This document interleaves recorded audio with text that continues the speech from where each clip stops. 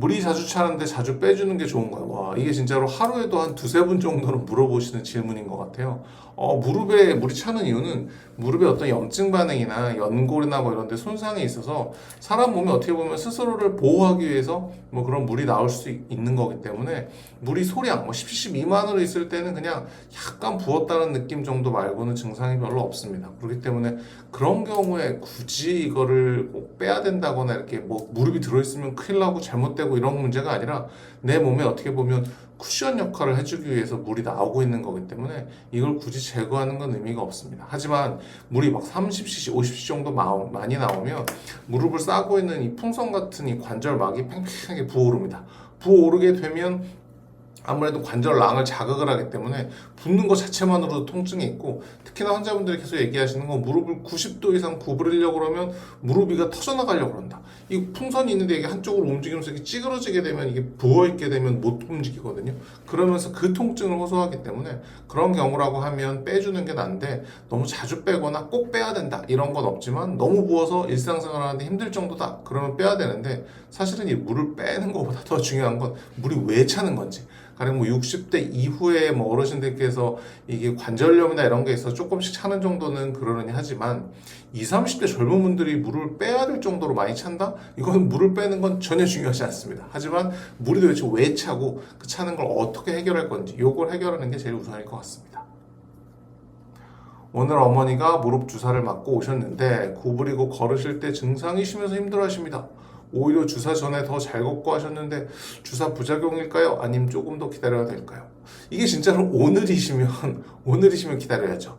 이게 주사가 연골 주사기 때문에 사실은 지금 연골 주사라고 써있진 않구나. 어느 주사인지 모르겠지만 어떤 주사를 맞든지 사람 몸에서 보면 이물질이죠. 이물질이 무릎 안에 들어간 것 때문에 하루 이틀 정도는 좀 불편해하는 분들이 있는데, 솔직히 연골 주사는 맞은 당일날 불편해하는 분들은 사실 잘 없긴 한데 하루 정도는 기다려볼 만합니다. 하루 정도는 좀 기다려볼 만하고, 다음날이 되면 첫날보다는 좀 많이 나아져야 되니까 다음날이 됐는데도 못 걸으실 정도로 불편하다, 그렇다고 그러면 주사는 병원에 한번 다시 가보시긴 해야 되고, 이게 왜 그러냐면 제가 주사 항상 저는 놓으면서 항상 환자한테 똑같은 말씀을 드리는데, 오늘은 좀 부으실 수 있고요, 내일까지 좀 아플 수 있으니까 얼음찜질 꼭 하세요 이렇게 얘기를 해드리거든요. 첫날 좀 붓고 아프시면 얼음찜질 정도로 해줘 보세요.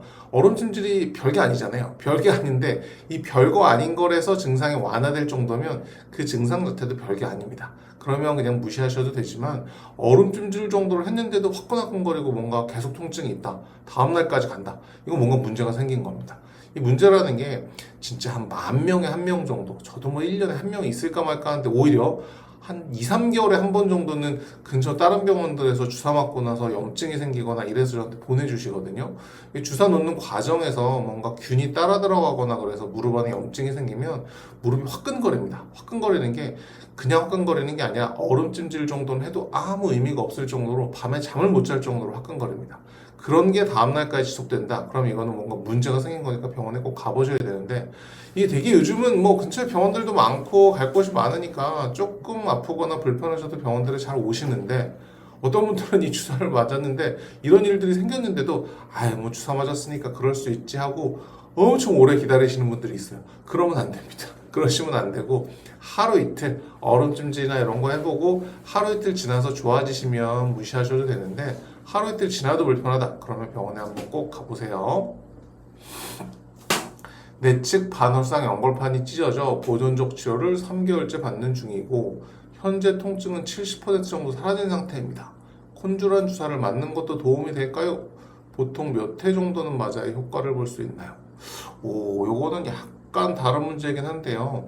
연골판이 찢어진 거랑 콘주라인이랑은 좀 다른 문제고, 연골판이 찢어졌는데 찢어진 양상에 따라서 수술을 꼭 해야 되는 경우가 있고, 나이나 찢어진 양상 이런 거에 따라서 치료 방침이 좀 달라집니다. 근데 아마 연골판이 찢어졌는데 보존적 치료를 해도 된다고 얘기를 들으신 거라고 하면 수술에 적응증이 안 되는 나이든지 아니면 찢어진 파열 양상일 것 같습니다. 그렇다고 얘기하면 3개월 정도 지났으면 저 찢어진 거에 대해서는 이제 어느 정도는 가라앉으신 것 같고, 그거 이외에 뭐 다른 관절염이나 이런 게 있어서 통증이 좀 있는 거라 그러면 콘조란 주사가 아까 얘기했던 건 상품명이고요. DNA 주사입니다. DNA 주사. DNA 주사는 그냥 제품이 나오기 뭐 콘주란, 아티풀 여러 가지 이름이 있지만 대개는 보면 3회에서 5회 정도 맞는 게 제일 추천하고 있고요. 5회 정도까지는 보험 적용해서 맞을 수 있는 걸로 되어 있어서 대개는 3회에서 5회 정도 제일 많이 맞습니다. 그래서 저 연골판 찢어진 거는 그냥 그거랑 연관이 있어서 DNA 주사를 맞아야 된다는 게 아니라 연골판 찢어진 건 별개 문제, 주사는 또 별개 문제 이렇게 생각하시면 될 것 같습니다.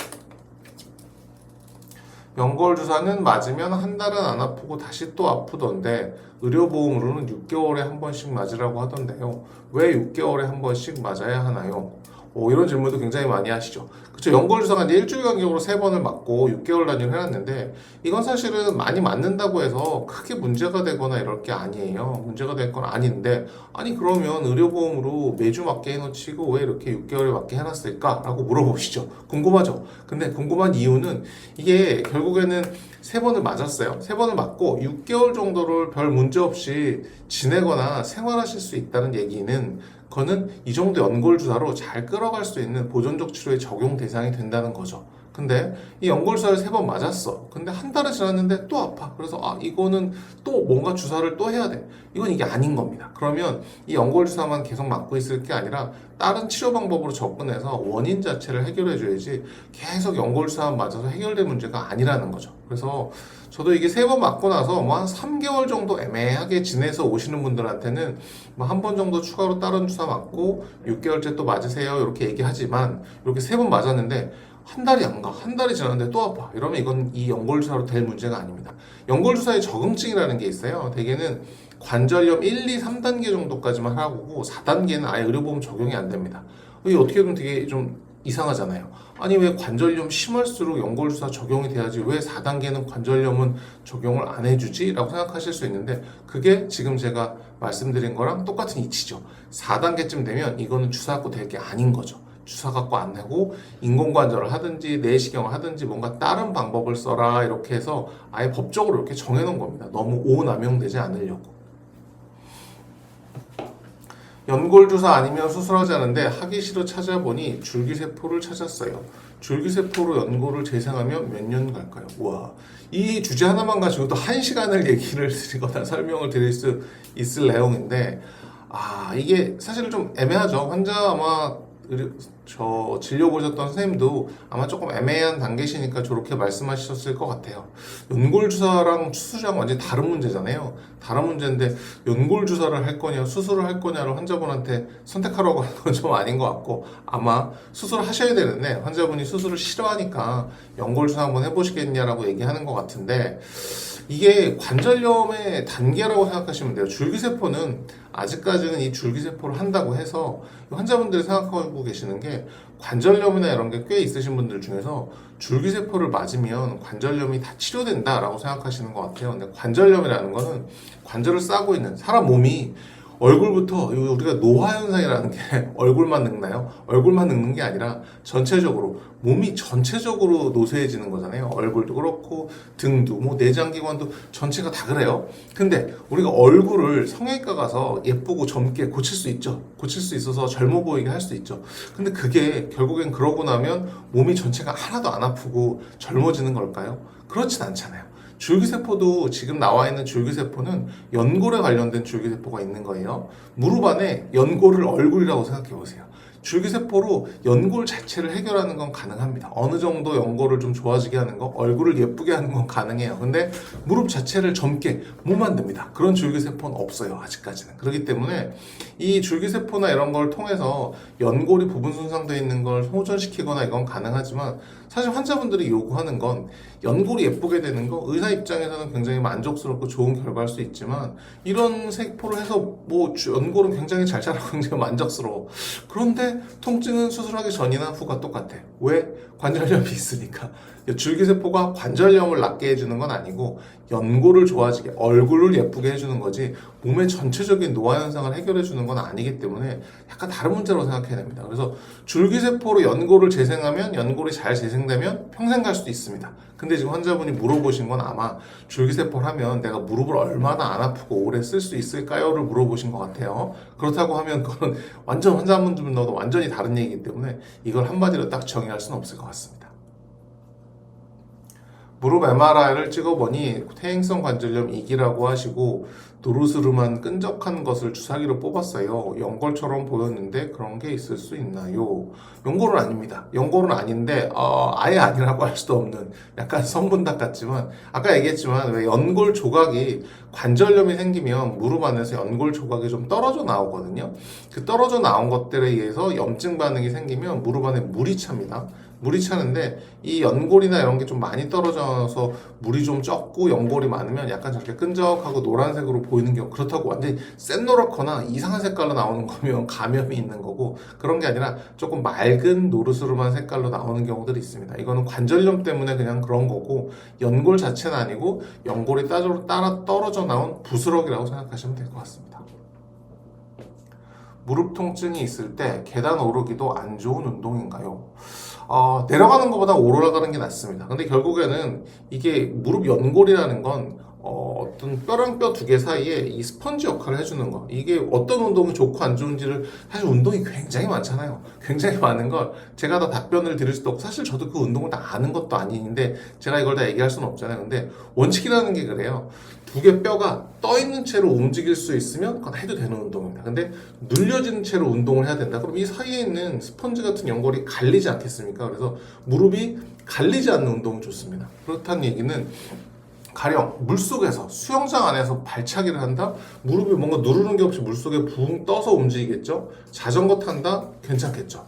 그런 거 괜찮은데, 평지 걷는다? 당연히 체중만큼은 살짝 누르겠죠. 그러니까 조금 안 좋을 수 있는데, 계단을 내려간다? 이러면 계단을 더 체중을 확 누르면서 내려가기 때문에 더 안 좋겠죠. 그렇기 때문에 계단 오르는 것도 무릎에 하중은 가지만 내려가는 것보다 하중이 덜 먹히는 걸로 되어 있기 때문에 둘 중 한 개를 하려면 오르는 운동은 차라리 하셔도 되는데, 이게 뭐 엘리베이터가 있거나 이런 곳이 아니면 올라가시면 내려오셔야 될 텐데, 그래서 등산도 그래요. 만약에 진짜 내려오는 케이블카가 있어가지고 케이블카 타실 거면 올라가셔도 돼요. 뭐 지루하니까 평지 걷는 거. 그래서 산 올라갔다가 케이블카 타고 내려오시는 거면 해도 되는데, 등산을 그렇게 할 수는 없지 않습니까? 그래서 사실은 그런 운동은 별로 좋지 않습니다. 슬개골, 연골, 연화증인데요. 도대체 무슨 운동을 해야 할지 모르겠습니다. 영상마다 너무 다른데 주치의 선생님은 쪼그려 앉지 말라고 하시는데 무릎이 과하게 구부러지지 않는 동작만 조심하시면 될까요? 그쵸. 답답하죠. 이게 연골, 연화증이라는 건 이 뭐 엄청 어려운 막 연골, 연화 뭐 이러는데 그냥 연골이 연화.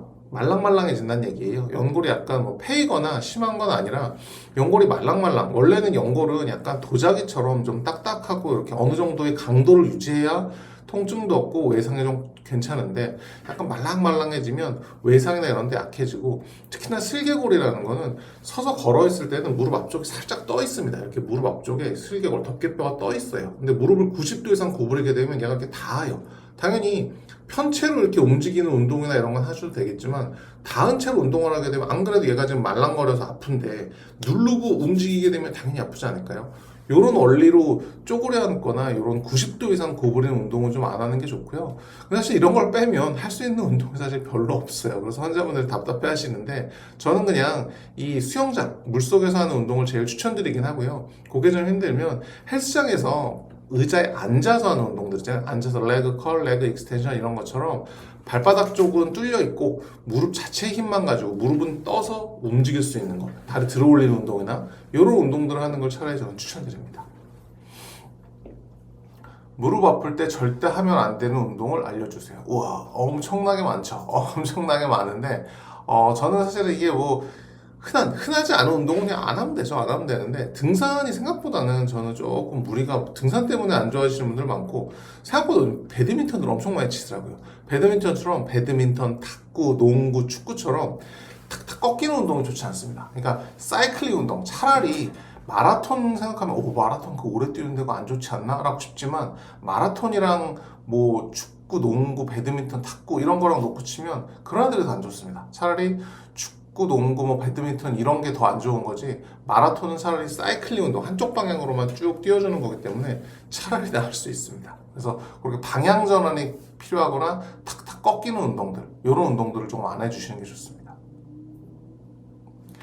러닝할 때 왼쪽 무릎이 시큰거리며 아픈데 매일 아프진 않고 7일 중에 2, 3일은 아픈 것 같아요. 오래 심하신 것 같아요. 이런 때 러닝을 중단하는 게 맞는 건가요? 운동 강박증 같은 게 생겨서 매일 참고 러닝을 하게 되는데 어떻게 하는 게 좋을까요?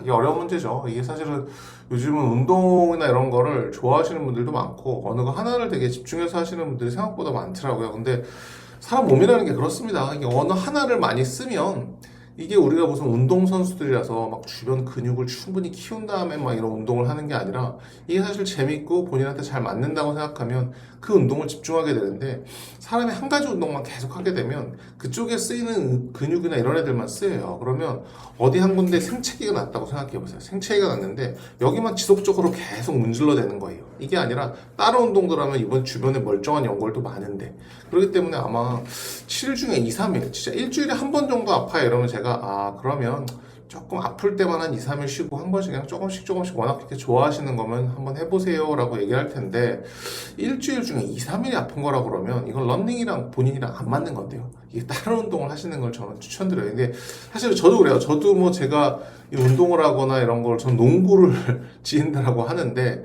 이 농구 저희 그 모임에 가보면 한 30명 중에 저희 병원에 한 20명쯤은 왔다 가신 것 같고 다들 어디 한 군데쯤 아프세요. 아픈데 결국 그 정도를 저는 얘기할 때 이게 농구할 때만 아프다. 그렇다고 그러면 참고 가끔씩 하고 한번 해봐라. 근데 내가 일상생활에 하는데 방해가 생길 정도가 된다 그러면 이건 뭔가 문제가 조금 더 심각해지는 거고 그러다가 나중에는 진짜 이 좋아하는 농구나 러닝이나 이런 거 아예 못할 수도 있으니까 일상생활 하는데 방해가 된다거나 이럴 정도면 좀 적극적으로 치료를 해보는 게 맞다 이렇게 얘기를 드리니까 요분도 운동을 되게 좋아하셔서 아마 이렇게 물어보신 것 같은데 러닝 좋죠 하셔도 되는데 일주일 중에 2, 3일이면 좀 적극적으로 치료나 이런 걸 해보고 어느 정도 좋아지고 나면 그때 하시는 게 맞을 것 같습니다.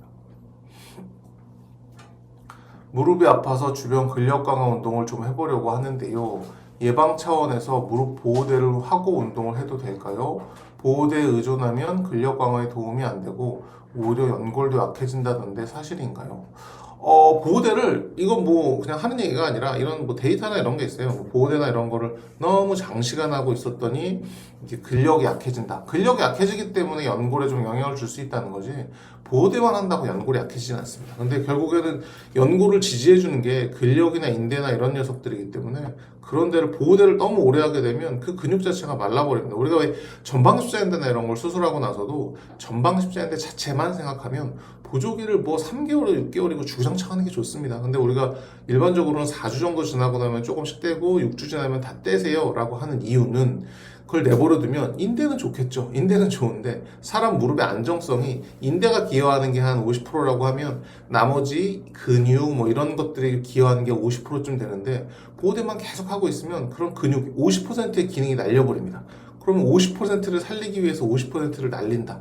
이건 뭔가 좀 앞뒤가 안 맞잖아요. 그렇기 때문에 어느 정도 호전이 되고 이러면 보호대는 좀 떼는 게 좋고 운동할 때도 그랬어는 한두 시간 정도 하시라고 해요. 뭐 이렇게 2시간 이상 길게 하는 운동은 많지 않죠. 그래서 2시간 정도까지는 그냥 하세요. 2시간 정도는 하고 운동하는 거 괜찮습니다. 근데 끝나고 나면 꼭 얼른 빼주고 일상생활 할 때는 하지 마세요. 이렇게 얘기를 해드립니다. 병원에서 연골주사 맞은 지 3일 차인데 원장님이 운동 열심히 하라고 하셨어요. 아직 무릎 통증이 있는데 무릎 운동을 해도 되는 걸까요? 어떤 운동을 하는 게 좋을까요? 연골주사 3일 정도면 운동을 하셔도 되긴 하고요. 무릎 통증이 있다. 연골주사 통증이 있을 때 뭐 그건 똑같은 얘기고 연골주사랑 통증이랑은 별개 문제고 연골주사를 맞는다고 환자분들이 생각하시는 게 연골주사를 맞으면 통증이 드라마틱하게 없어질 거라고 생각을 하시는데 그렇지는 않습니다. 연골주사는 어떻게 보면 영양제 같은 무릎 안에 영양제를 넣어주는 거지 이거를 맞아서 통증을 없애겠다고 생각하는 접근 자체가 안 맞는 거죠.